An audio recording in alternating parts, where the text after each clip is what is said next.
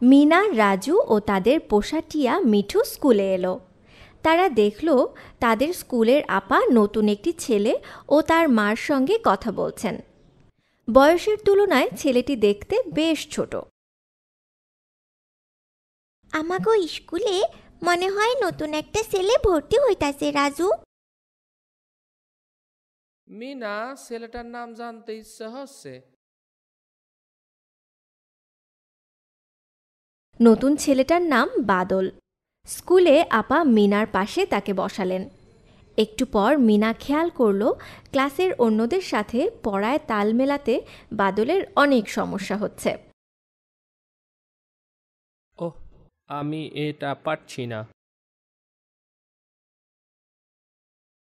Class বিরতির সময় মিনা বাদল সম্পর্কে স্কুলের আপাকে জিজ্ঞেস করল। বাদলের বাবা মা আমাকে বলেছে একেবারে ছোটবেলা থেকেই সাধারণ কাজকর্ম করতে ও নতুন জিনিস শিখতে তার খুব সমস্যা হতো। আহা, আমি ওরে সাহায্য করমু আপা। ক্লাসের বেশিরভাগ শিশুই বাদলের ব্যাপারটা বোঝেনি। পরের দিন মিনা দেখল দীপু ও তার বন্ধুরা বাদলকে নিয়ে ঠাট্টা করছে। ধর বাদল, ধর। হে হে, বলটাও ধরতে পারিস না বাদল।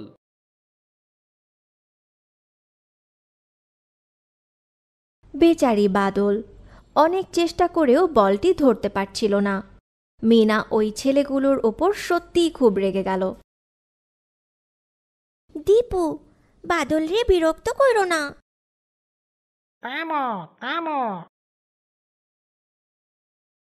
মিনা আর রাজু ভাবল তারা বাদলের সাথে বন্ধুত্ব করবে। চলো বাদল, আমরা খেলতে যাই, আমরা অনেক মজা করবো। আমিও খেলবো। মিনা ও রাজুর বন্ধু হয়ে বাদল খুব খুশি হলো। স্কুলের বারান্দায় বাদল ছোট্ট কালো একটা কুকুরছানা দেখালো। ওটা দীপুর কুকুর। বাদল কুকুরছানাটির দিকে হাত বাড়িয়ে দিল। কুকুরছানাটি খুশিতে বাদলের হাত চাটতে লাগলো। বাদল খুব মজা পেল।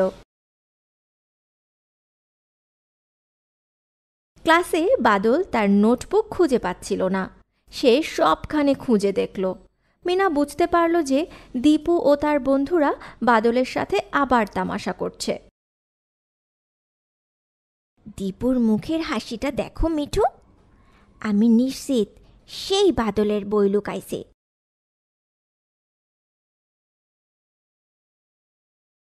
মিঠু দেখল দীপুর জামার ভিতরে কি যেন আছে। সে দীপুর জামার কলার ধরে হ্যাচকা টান মারল। তখনই বাদলের নোটবুক বেরিয়ে পড়ল। বাঁচাও, এই পাখি ছেড়ে দে। নোটবুক ফিরে পেয়ে বাদল খুবই খুশি হলো। কি ঘটেছে তা স্কুলের আপা বুঝতে পারলেন। তিনি রেগে গেলেন। ছেলেরা বুঝল যে বাদলকে বিরক্ত করা ঠিক হয়নি। তোমাদের কেমন ব্যবহার? তোমাদের কি মনে নেই আমরা বলি সবার জন্যই ভালোবাসা ও বন্ধুত্বের প্রয়োজন? স্কুল শেষে বাদল মিনা ও রাজুর সাথে বাড়ি ফিরছিল। পথে দোকানদারের ছেলে বাবুর সাথে তাদের দেখা হলো। বাবু ভাই, আপনি কি এখন ডাক্তার হয়ে গেছেন? কেমন আছেন বাবু ভাই? হ্যাঁ, আমি ডাক্তার হয়েছি। তোমরা কেমন আছো? মিনা বাদলের সাথে বাবু ভাইয়ের পরিচয় করিয়ে দিল, কিন্তু বাদল ঠিক বুঝতে পারল না। কি খবর বাদল? বাদল হঠাৎ হাঁটতে শুরু করলো। তাকে দেখে মনে হলো মিনা ও রাজুর সাথে সে যে খেলতে এসেছিল তা বেমালুম ভুলে গেছে। রাজু, তুমি ওর সাথে যাও, ও ঠিক রাস্তায় বাড়ি যাইতাছে কিনা খেয়াল কইরা দেখো। মিনাদের বাড়িতে বাবু বেড়াতে এলো। বাবুকে দেখে সবাই খুশি হলো। বাদল কেন অন্যরকম তা মিনা জানতে চাইল। বাদল প্রায়ই কিছু কিছু বিষয় বুঝতে পারে না। আর পড়ালেখাতেও ওর অনেক সমস্যা আছে। ওর কি হয়েছে? ওর সমবয়সীদের তুলনায় ওকে একটু খাটোই দেখায়।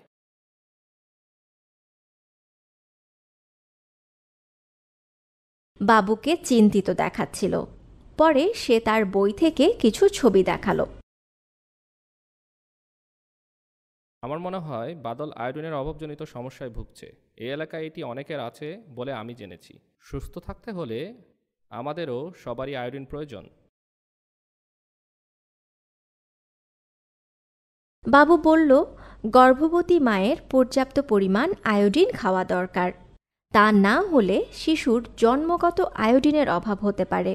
জন্মের পর শিশুরও পর্যাপ্ত পরিমাণ আয়োডিনের প্রয়োজন। তা না হলে শিশুর শারীরিক ও মানসিক বিকাশ ঠিকমতো নাও হতে পারে। এই ক্ষতি বড় হয়ে স্থায়ীভাবে দেখা দিতে পারে।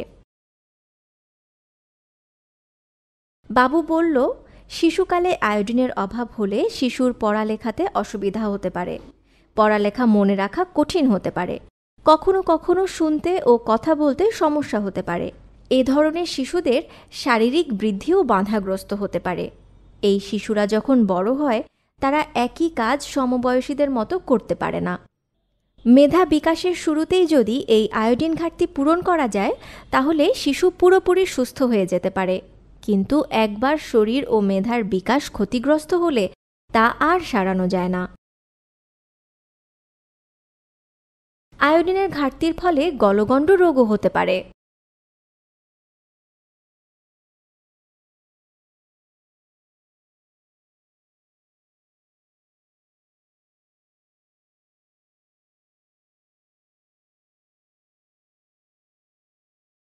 বাবু এক মুঠো আয়োডিনযুক্ত লবণ বের করে সবাইকে সে সম্পর্কে বর্ণনা করল। আয়োডিন প্রতিরোধের সবচেয়ে সেরা উপায়, যা প্রতিদিন খুব সামান্য পরিমাণে প্রয়োজন।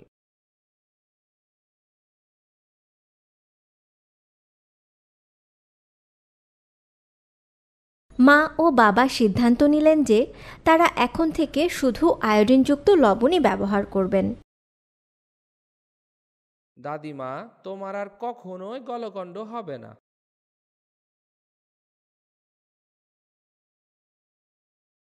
সেই রাতে মিনা একটি স্বপ্ন দেখল। স্বপ্নে দেখল বাদল অন্যান্য ছেলে মেয়েদের সাথে খুশি মনে খেলছিল। সবাই তাকে ভালোবাসছিল। পরের দিন সকালবেলা মিনা ভাবল তার স্বপ্ন অবশ্যই সত্যি হবে। ও মিঠু, বাদলের অনেক অনেক যত্ন আর ভালোবাসা প্রয়োজন। আর প্রয়োজন অনেক বন্ধু। সেই দিনই মিনা ও রাজু বাবার সাথে বাজারে গেল। 1 প্যাকেট আয়োডিনযুক্ত লবণ দিন তো।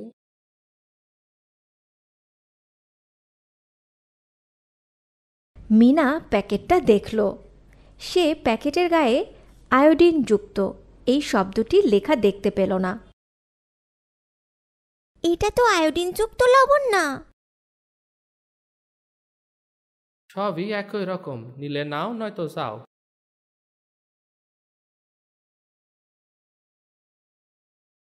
ঠিক সে সময় বাবু সেখানে উপস্থিত হলো।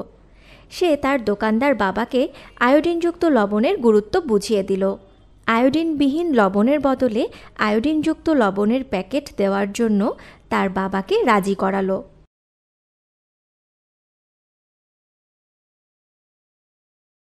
পরদিন স্কুলে দীপু মন খারাপ করে বসেছিল। সে মিনা ও রাজুকে বলল তার ছোট্ট কুকুরছানা কালা হারিয়ে গেছে। তার সব বন্ধু কালাকে খুঁজতে লাগলো। আমার কালার কি হতে পারে?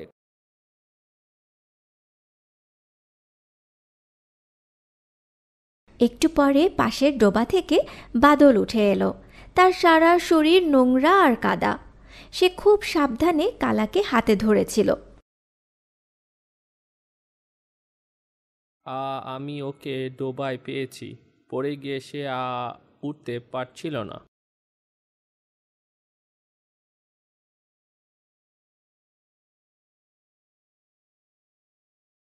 দীপু খুব খুশি হলো। সে বাদলের কাঁধে হাত রেখে বাদলকে তার বন্ধু হতে বলল। বাদল হাসল। মিনা দেখল তার স্বপ্ন সত্যি হতে চলেছে।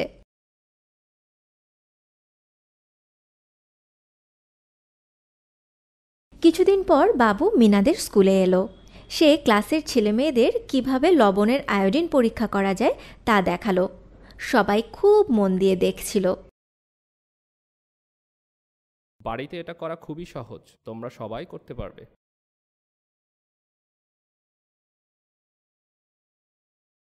মিনা ও তার বন্ধুদেরকে বাবু যা শিখিয়েছিল তা এরকম।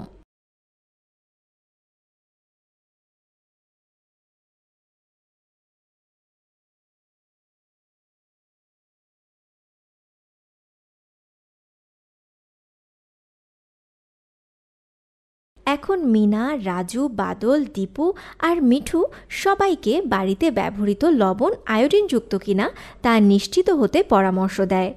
তোমরা কি তোমাদের বাড়িতে আয়োডিনযুক্ত লবণ ব্যবহার করো?